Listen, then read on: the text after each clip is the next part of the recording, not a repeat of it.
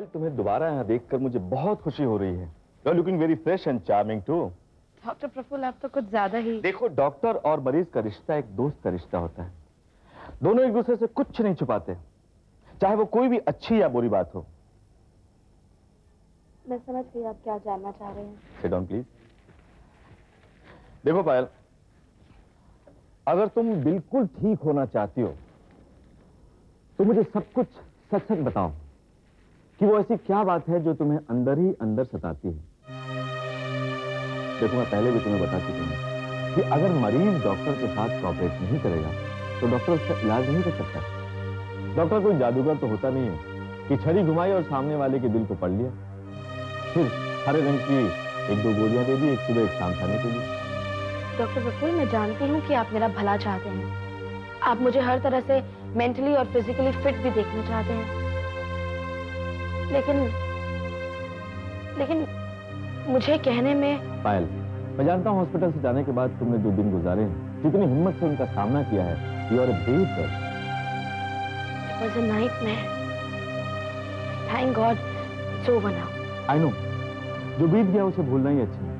उसे याद रखना अपनी जिंदगी को खराब करना है, लेकिन अपने किसी हमदर्द, किसी साथी से शेयर करने में दर्द खत्म होने से ही कम जरूर हो जाता है।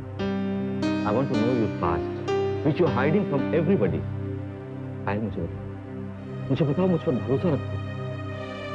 मैं जानता हूं हॉस्पिटल से भागने की वजह भी वही।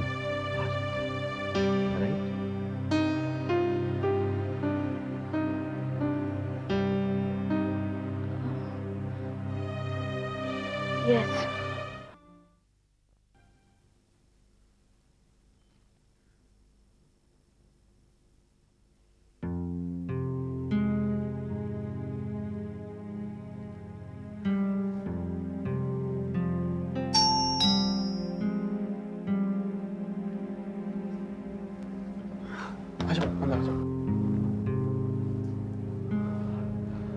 Thank you Sanjay, thank you very much यार। यार ये बार बार थैंक यू कह के मुझे शर्मिंदा मत किया करो। नहीं यार, जिसके पास तुम्हारे जैसे दोस्त होंगे उसे कभी कोई दुख नहीं होगा।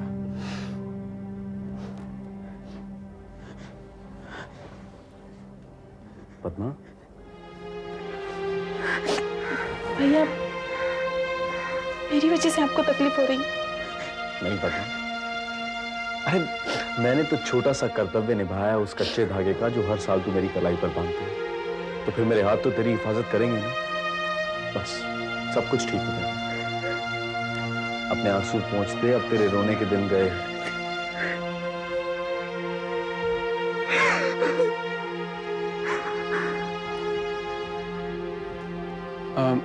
मोहन, एक मिनट।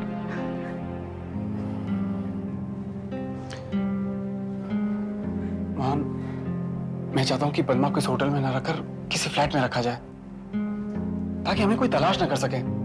मेरा एक दोस्त है, यही सबर्ब्स में, हम उसका एक फ्लैट किराए पर ले लेंगे। उसके लिए मुझे अभी जाना होगा। तुम ठीक कह रहे हो संजय, जैसा तुम चाहो। ठीक है, मैं एक मिनट मम्मी को इन्फॉर्म कर देता हूँ कि मैं मुंबई पहुंच गया हूँ। ठीक है।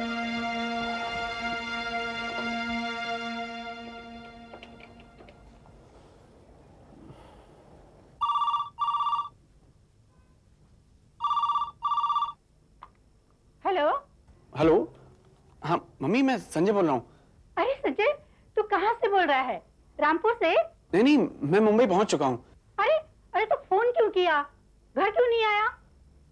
मम्मी, मैं आपके सारे सवालों का जवाब घर पे आकर देता हूँ ना। मैं किसी जरूरी काम में फंस गया हूँ। कैसा काम? मुझे बता दे बेटा। मेरा मन। मम्मी, अपने मन से इस डर को निकाल दो, मैं आता हूँ ना। अच्छा मम्मी, मुझे थोड़े पैसों की जरूरत है। पैसे? तुझे किस लिए पैसे चाहिए? ये देख, वो सब हो जाएगा, तू बस जल्दी से घर आ। जल्दी आ। अच्छा। ये बात तब की है जब मैं 13 साल की थी। मेरे माँ बाप मेरे लिए बहुत लापरवाही बरतते थे। एक दिन ऐसे ही वो मुझे हमारे नौकर के भरोसे अकेला छोड़कर चले गए।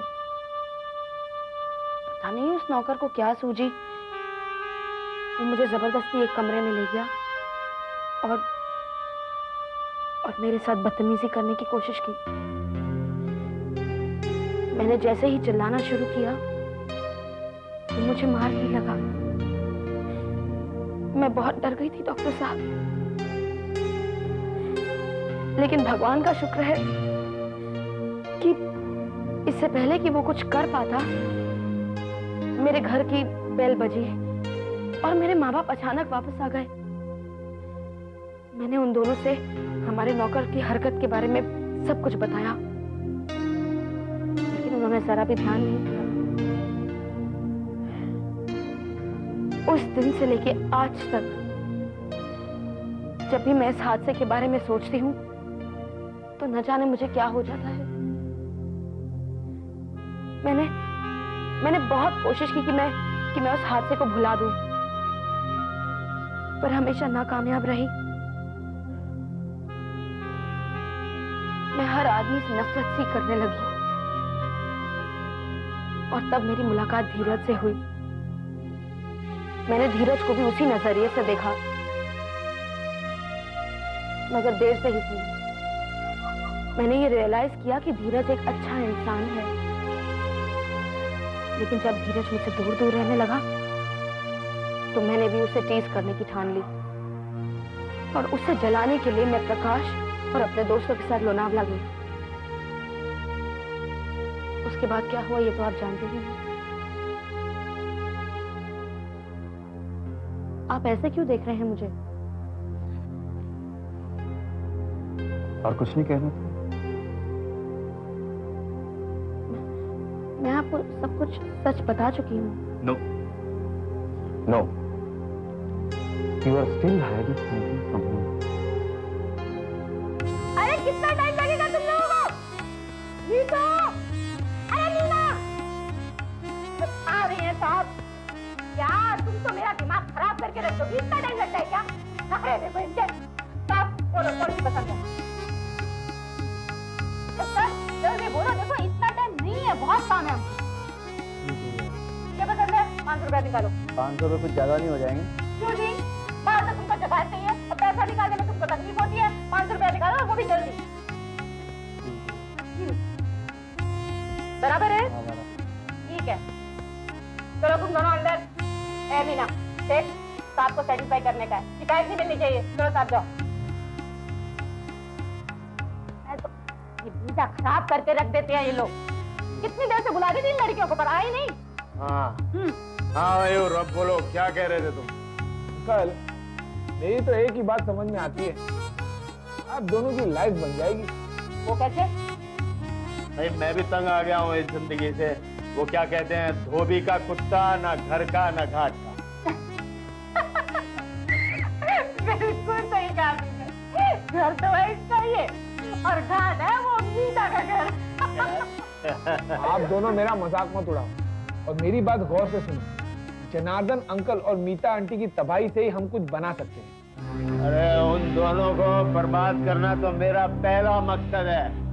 पूरब तो आपके चक्कर में आ चुका है, अब उसके जरिए आप मकान के कागजात हासिल कर लें। क्या होएगा? आंटी, आपने जो धंधे किए हैं वो 100 और 1000 रुपए के होंगे, लेकिन मैं जो करने जा रहा हूँ वो लाखों का धंधा है। बदला एक्स्ट्रा। लाखों? हाँ हाँ, और वो भी घर बैठे। लेकिन उसके लिए हमें करना क्या होगा? मैं पूरब को बिजनेस बढ़ाने की पट्टी पढ़ाऊंगा। बिजनेस बढ़ाने का मतलब है इन्वेस्टमेंट, इन्वेस्टमेंट का मतलब है पैसा। वो जनार्दन अंकल से मांगेगा, वो देंगे नहीं। देखो भाई, इतनी लंबी चौड़ी बातें तो मेरी समझ में आ नहीं। हाँ, कोई आसान तरीका है तो बताओ। आंटी, बिजनेस बढ़ाने के बहाने रमाकांत अंकल पूरब को समझा बुझाकर घर के कागजात ले लेंगे। मैं घर को बिकवा दूंगा। अरे जनार्दन अंकल को पता भी नहीं चलेगा और वो घर से बेघर हो जाएंगे। लेकिन ऐसा कैसे हो सकता है मयूर बेटे? इस सब के लिए तो जनार्दन के साइन होना जरूरी है। अंकल, साइन भी आप करेंगे और सौदा भी आप ही को करना पड़ेगा, वो भी जनार्दन अंकल बनकर। वाह भाई वाह, एक तीर से दो शिकार। हाँ, पूरब भी और शिकार मीता जनार्दन। बस अंकल आप एक काम कीजिए, किसी तरह से घर के पेपर्स ले आए, बाकी सब मैं संभाल लूंगा। मयूर बेटे, ये सब इतना आसान नहीं है जितना तुम समझ रहे हो। अरे नीलम, जरा पानी लाना। अंकल, जमाने ने बुराई के मामले में काफी तरक्की कर ली है। आजकल किसी और की जमीन, जायदाद, मकान पर कब्जा कर लेना फैशन में शामिल हो गया है। और अगर कोई कानून का दरवाजा खटखटाता है तो उसे कोर्ट के चक्कर काटते काटते बरसों लग जाते हैं। जवान जो है वो बूढ़ा हो जाता है और बूढ़ा दूसरी दुनिया में ट्रांसफर। अरे क्या इस बेवड़े को समझा रहे हो? इसे तो मैं समझा के पेपर्स निकलवाऊंगी, जनार्दन का घर दिखवाऊंगी और फिर अपना घर बनाऊंगी। फिर मैं, ये और इसके बच्चे रहेंगे एक साथ। अरे जिया मेरे जाने मन, लेकिन उस घर में अगर मीता आकर रहना चाहे तो रह सकती है। ये तो सब बात की बात है अंकल, पहले वो पेपर्स। बेटे, तुम चिंता मत करो, मैं पूरब से पेपर निकलवाने की पूरी कोशिश करूंगा। पायल, तुम मुझे सब कुछ सच सच बताओ। आखिर आप जानना क्या चाहते हैं? यही कि बचपन में तुम्हारे साथ वो हरकत करने वाला कौन था? पायल, मुझे बताओ वो कौन था? कौन था वो? मुझे जो बताना था मैं बता चुकी हूँ। पायल प्लीज, मैं जानना चाहूंगा। I want to help you. Why are you making my life so difficult?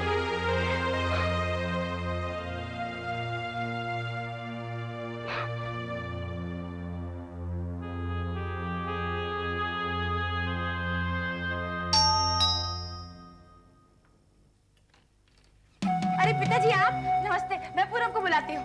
पूरब, पूरब, पिताजी आए। और पिताजी कैसे हैं आप? सदा सुहागन रहो, भगवान तुम्हारी सारी मनोकामनाएं पूर्ण करे। अरे पिताजी, आप? बस बेटा, तुमसे मिलने की इच्छा हुई और चला आया। वैसे मुझे मालूम है तुम्हारी माँ को मेरा यहाँ आना पसंद नहीं है। वैसे वो है कहाँ? माँ तो बाहर गई हुई है। अच्छा अच्छा। मैं आपके लिए कुछ पीने को लाती हूँ। नहीं बहू नहीं, मैं अपने पीने की चीज हमेशा अपने साथ रखता हूँ। पिताजी, आप दिन में भी? अरे बेटा, बस बात ही कुछ ऐसी है। दरअसल क्या है कि मैंने तुम्हारे बिजनेस के लोन के लिए बातचीत कर ली है और वो लोग लोन देने को तैयार हो गए हैं। सच?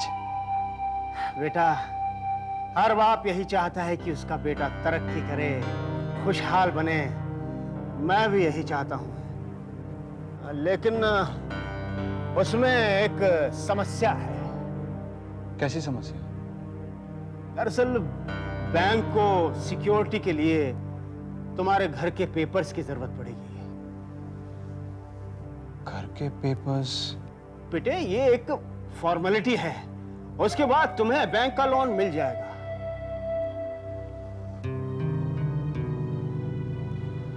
लेकिन माँ क्या सोचेगी? वाह बेटा, तुम्हें तुम्हारी माँ की इतनी चिंता है, लेकिन अपने इस गरीब बाप की कोई फिक्र नहीं, जिसे तुम्हारी आंखों के सामने इस घर से धक्के देकर के निकाल दिया गया था। बेटा, मैं तो यही चाहता हूं कि तुम अपना बिजनेस करो, अपना घर बनाओ, ताकि तुम्हारे उस घर से मुझे कोई भी नहीं निकाल सके।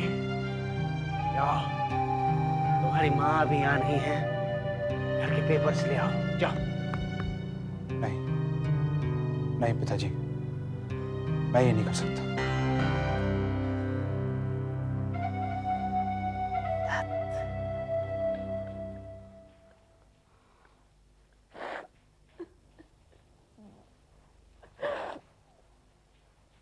बस करो मीता, चुप हो जाओ। हिम्मत से काम लो। दीदी, आप ही बताइए मैं क्या करती? न जाने कहां से रमाकांत दोबारा मेरी जिंदगी में वापस आ गया और मेरा बसा बसाया घर बर्बाद करने पर तुल गया। और पूरब, मेरा अपना बेटा पूरब, जिसे मैंने, जनार्दन ने किन किन मुसीबतों से पाला, वो भी रमाकांत की बातों में आ गया। पूरब की आंखों पर पर्दा पड़ गया है। जब वो पर्दा हटेगा तब उसे समझ में आएगा। दीदी मुझे पूरब की इतनी फिक्र नहीं है जितना मुझे जनार्दन का गम है। मैंने उनसे रमाकांत की बात छुपाई, लेकिन उसकी इतनी बड़ी सजा वो मुझे देंगे मैं सोच भी नहीं सकती। प्रीतम, मैं उनसे बात करूंगी, मैं उन्हें समझाऊंगी, ठीक है? या आप ही मेरा बिखरता टूटता घर संभाल सकती है। दीदी मैं कोई भी दुख बर्दाश्त कर सकती हूँ, लेकिन जनार्दन का मुझसे दूर होना मैं बर्दाश्त नहीं कर सकती। देखो, तुमने मुझे दीदी कहा है ना, तो अब मेरा विश्वास है। चलो उठो, घर जाकर जरा आराम करो, ठीक है? मैं जनार्दन को समझाऊंगी। चलो।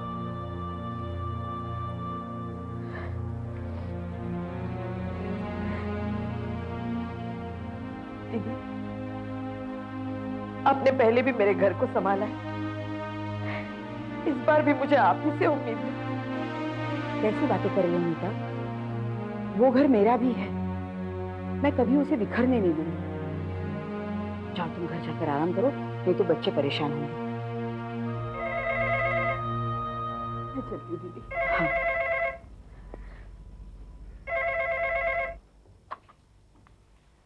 हेलो। हाँ हेलो सीता, मैं पृथ्वीराज बोल रहा हूँ। सुनो, तुम्हारे बेटे मोहन ने यहाँ आकर मेरे घर के मामले में जो टांग अड़ाई है ना, उसका अंजाम अच्छा नहीं होगा।